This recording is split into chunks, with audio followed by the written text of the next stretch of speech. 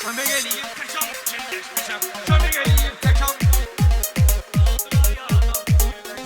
Türkü tanı, şir tanı, saqqal tanı, itin boynuna saldılar xaltanı. Yıxılana mən vurmamışam baltanı. Kömək eləyib təkam fikirləşmişəm. Kömək eləyib təkam fikirləşmişəm. Belə dediyimdir kalam axtarmıram. Ağıllı bəşdir adam axtarmıram. Mən yıxılanda adam axtarmıram. Qaldılar yaradan fikirləşmişəm. Qaldılar yaradan fikirləşmişəm. Nəfsini həbs eyləmə yandırdılar. Haram eləmək çox qadağandırdılar. Allahı tapmaq çox asandırdılar. Bunlar zaman fikirləşmişəm. Allah Taala xəlq eləyib cəhanı. Ay nə bilim qaşlı gözü dəhanı.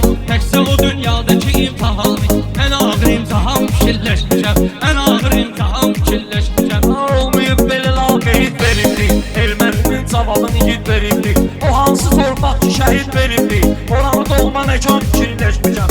Oranı dolma nəkan fikirləşmişəm. Adam təbiyyətdə yetmiş şeyleri. Şair olan yazmalıdır şeyleri. Əvvəl işin düşünmədim xeyrini. Ən birinci ziyan fikirləşmişəm.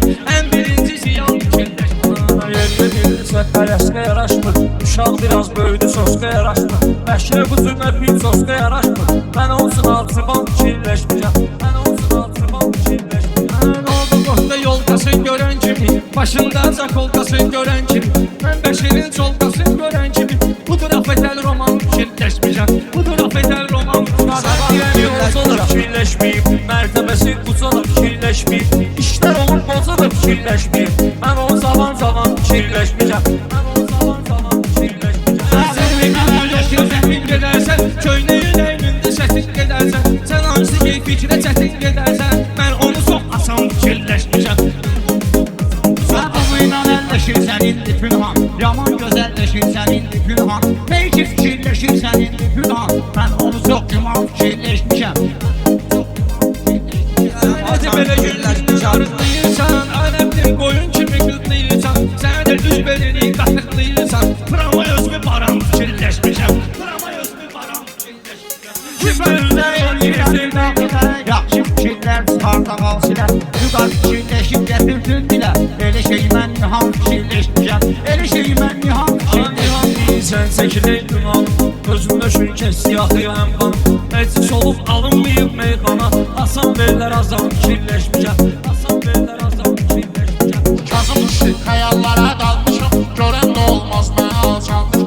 Baxdım o mən özüm az qalmışam. Dostum üçün tamam fikirləşmişim. Dosta görə tamam fikirləşmişim.